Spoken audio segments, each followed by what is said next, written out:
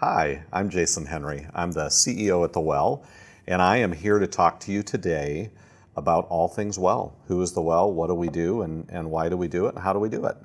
I'm going to start with this slide. You will notice we have our mission statement on the slide, and it starts with the word combining. And when you think about combining, I want you to think about unity, bringing things together. And there's three things that we combine as an organization. The first thing is the love of Jesus. We do not hide behind the fact that we are a Christian, Jesus-loving organization. However, what that doesn't mean is we push people out because of it. We approach it from the standpoint of we want to love people like Jesus loves people. So when somebody encounters someone at the well, they are feeling the love of Jesus. The second thing that we combine is the help of our communities. And what that means is if you look at the community you're in, there are tons of amazing resources in the community. There's other social services, there's churches, there's schools, there's businesses that we believe are all part of helping people that are struggling with poverty. The third thing that we combine, we call it the strength in every person. So we believe that anybody that engages with the well, they're bringing strengths and they're bringing gifts to the table that can help us really execute our mission as the well. Now, the other thing I think about with strength is when you look at clients that we're serving, quite often they will come in and they'll say something like, I'm here because I'm struggling with addiction, I'm an addict. I'm here because I'm a felon and I can't get a job. Those are words that don't define who that person is, but those are words that the world has labeled them because of something that has happened. We believe everybody is made in God's image, and there are strengths and there are gifts, and we want to call those out as an organization. So our belief is if you put those three things together, that's where you find hope. And honestly, as a Christian organization, we recognize the fact that the one place that we find hope is in Jesus. So we want people to experience Jesus when they experience the well. So when we think about the well, I always use this cartoon to explain who we are and what we do. So as you can see in the picture, you can see there's a gal down in the bottom of the hole. I call her Sally. And there's a couple people up at the top. Those people represent somebody that's trying to help her. Could be a church, could be an agency, could be an organization that's trying to help Sally. So if Sally says, hey, I'm hungry, they might drop her down some food. If she says, hey, I'm cold, they might drop her down a blanket or a coat or something like that. So the thing I want you to think about is Sally's problem, the fact that she is cold and hungry. And I would contend that's not the root of her problem. The root of her problem is she is in a hole and she can't help herself out of that hole. So when you think about the well, I want you to think through this picture. So one thing that's changed in this picture is we've added a ladder. So what that ladder represents, that's a metaphor for relationship. If we can get into relationship with Sally, now she has a way out of that hole. One thing that I think is really cool about this picture is not only is the ladder there, but now more people can be involved. So because we have a relationship with Sally, she will allow others into her life that are going to help her out. So I think that's just a beautiful picture of what we try to do at the well. Now, one of the other things I would say that we are just fighting in the world, in the way that we do things in this world, is a system that creates dependency. And we actually use a couple of books written by Robert Lupton. One of them is called Toxic Charity, and the other one is called Charity Detox. And he ran a ministry in Atlanta and recognized over time, the more they gave things to people without that person participating in it, if they did that 5 times, they created dependency. So I'll give you an example. If I took you out for coffee and we're standing in line and we get to the end, we place our orders and I pay for the coffee, what you are going to do is you're going to say, Jason, thank you. I appreciate you doing that. Okay? So we have such a great time having coffee. I invite you back again. I would almost guarantee you recognize the fact that last time we were here, Jason bought my coffee. So if I buy you coffee again, you'll thank me and we'll move on. We pass on to the next week. By the next week, you're starting to expect that I am buying you coffee. And if we do it 5 times, you're at the point of you don't even bring your wallet to the coffee shop anymore. You've totally become dependent upon me to provide you that coffee. And I want to give you a real world example that happened with the well. And this happened a number of years ago, but we had a woman come in around Christmas time. Her family had been struggling. Her family was her husband. She had 3 young kids. They were struggling really with income that year. And she said, hey, we want to provide a nice Christmas for our children. Would you help us get gifts for them? And we certainly have a posture that we want to be helpful. We care about the people that we serve. So we got a hold of a local business in town. That business said, we would love to provide Christmas gifts for this family. So they provided Christmas gifts. We give the woman a call, and she comes into our office and she is just gushing with thanks for us providing these Christmas gifts. And she said things like, you know, this is going to change our trajectory. This is going to help us get out of this rut we've been in. And everything was great. We celebrated, we cried, she left. It was all good. So I want to fast forward to the following year. So remember, our goal as an organization is to get into relationship with the person we are serving. So we get a phone call after the Thanksgiving time before Christmas, and it is the same woman. And she said, I don't know if you remember me, but last year our family was struggling and you helped us out with some Christmas gifts.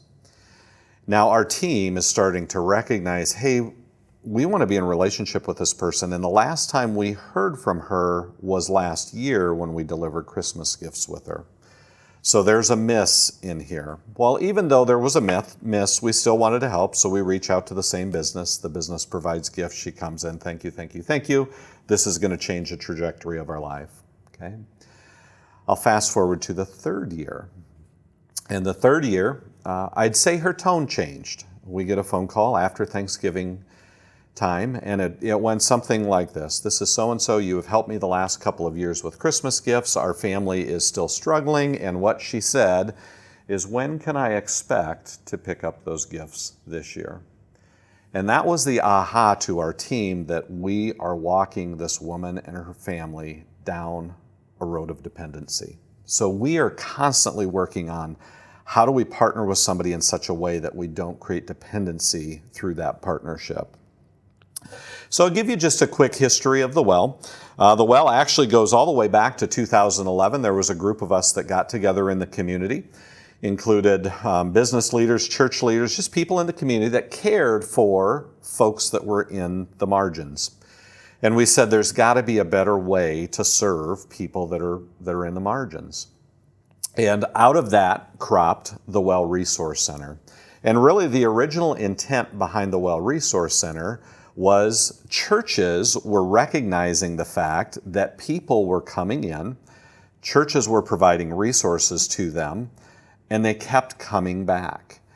Now, this wasn't just one church, this was a lot of churches in town were seeing the same group of people. So it causes us to ask that question, are we helping or are we hurting in this situation? So team met 2011. By 2012, we created the Well Resource Center. And what the Well Resource Center was it was a place that a church, if someone came in looking for assistance, could refer that person to and say, I partner with the Well, and the Well will help you solve this problem that you're dealing with at this point in time. Now, what we would do is we would meet with the person, we would get into relationship, get into connection with them. We would partner with other resources out in the community, and we would refer them out to them. But it was a way to funnel a person to resources that could help them. Well, as we grew, the church that we had started under decided, hey, it is time to separate that out. It should go out in the community and stand on its own. So it became a 501c3, a tax-exempt organization. And that is where I got involved with the Well. So at the time, I was working for Vermeer Manufacturing. I had spent 20 years in the community in manufacturing leadership roles for both Vermeer and Pella Corporation. And the pastor of the church came to me and said, Jason, we'd love to have you come be on the board. We're going to spin the Well out. I'm like, yep, that sounds great. And he said right behind that, he said, in a year, you need to be leading the Well. And I think my response to him at that time was laughter. And what I would say about this pastor is if you think about how people know you in a community, they know you by where they see you. They know you by, I see this person at work. I see this person at church. I see this person with their children in school activities. But they don't necessarily really know you. And what this pastor knew about me was I would have been a generational poverty kid. I grew up when people ask me where I grew up, I tell them Northeast Iowa because we moved 19 times before I graduated high school. We had a portion of time where we did not have a home to stay in, and we just struggled. There was addiction in our house. There was mental health challenges in our house. There were just lots of characteristics and poverty that resided in our house. So lo and behold, a year later, I end up being the executive director at The Well. At the end of 2014, we were actually gifted a thrift store as well.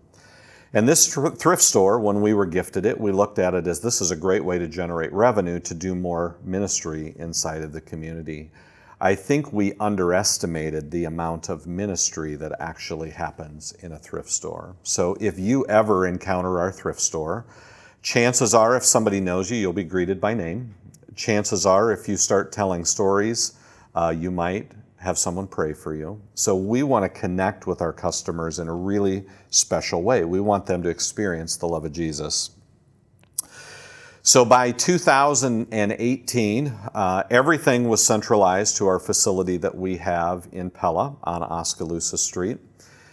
And 2018, we decided, hey, there are more things that we can do for the people that we are serving. And it is recognizing the importance of work in our life. You know, when you think about work, we get dignity from work. We get accomplishment from work. There are so many things that come from us having work that are beyond just a paycheck. So we wanted to create an opportunity for people to work. So coming out of manufacturing, Rich Kakmarinsky came over to our team and we started working on creating a program in which we could employ clients doing light manufacturing work that was being supplied by local manufacturers. We would pay the people that were doing work for us. The manufacturers would pay us for doing that work. And we would lay next to that our resource center, which is helping them stabilize resources. And really, it became a great recipe for building long-term stability and long-term transformation. By 2019, we started expanding into other communities. The first community we expanded into was Knoxville. So in Knoxville, you will find a thrift store, you'll find a resource center, and you'll find us doing the programming that we offer. In 2021, we expanded into Fairfield. Fairfield now does a thrift store, a resource center, programming, and they have a WellWorks program there. At the end of 2022, we were gifted a thrift store in Iowa City. And at the end of 2022, we staffed a resource center in Des Moines. So we are in the process of growing that out. So here's a little bit about what those components of the Well are. So the first thing is we have a resource center. And I want you to think of this resource center as it is a place for people to come where they're going to experience the love of Jesus. People are going to listen to their story. They're going to meet them where they're at. They're going to walk with them as they're navigating life. Our goal, again, is to get into relationship and connection with that person. Now, relationship is more than I feel good when I'm with this person. Relationship can also mean when I'm with this person, I trust that they're going to tell me truth. I trust that they're going to challenge me in healthy ways, and I am going to grow because of this relationship. That is the goal that we have through our resource center. So think about generally somebody could come in looking for assistance.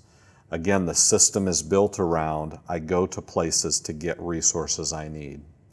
What we want to do is we want to get into conversation with them and understand what is it that got you to the point you needed assistance. And we're going to look through multiple different lenses to try to understand what those things are. And then we are going to engage in that and speak truth into that and really walk with them through their struggles. At the end of an appointment, we will pray with the person. We will engage them in just thinking about how do they play a part in moving to the next level? We desire to invite them back, to have them continue to meet with us because that strengthens and builds the relationship. Now, as people engage with us, they can get involved in programming. So we offer a number of different programs, typically around things like life skills, emotional health, spiritual health, addiction and recovery. But we are offering programs that help them stabilize those resources in which they may be struggling. So this picture shows a few things. There's a Celebrate Recovery class that we offer. There's a Money in Me that gets at how do I use my money. Down here at the bottom, you'll see Getting Ahead. You'll see our Works program, which I'll talk about in a slide here. And one of the pictures I love to highlight is this picture here. So you see a picture of Bruce. Bruce doesn't typically come to the well in his house coat, but he is standing there with a little girl. And that little girl was part of a family, is part of a family that struggles. Mom has pretty significant mental health. Dad has pretty significant physical health. And I want you to think of the year that the pandemic happened. These children no longer, so it's her and she's got 2 siblings. She is the oldest. Those 3 kids did not have school when the pandemic happened. So if you can imagine, now I'm in a house that is just got a lot of chaos in it. We became that stable place the kids could come. So they came to the well, we tutored, we fed them, we had relationship with them, we had connection with them. So there is so much more to our programming than just going to a class. It is sharing life, it's living life, it's connecting. The third thing that we do is Well Works. So like I said, we started a work program back in 2018. And you can see an example. This is from our workshop in Pella. But there the team is building a product that we have sourced from a local manufacturer. And really our goal with work is to replicate what someone will experience when they go out into the workforce. So there's going to be rules around safety. There's going to be rules around attendance. There's going to be rules around how you interact with your teammates. We want to replicate that environment that they're going to experience when they're working for one of our local employers. Through that, we're also going to, again, provide programming that helps them build stability in work. But I would say mostly what people get out of it is it's not about the work. It's about how can I interact within a team. What is the significance of I've got to have reliable transportation so I show up on time?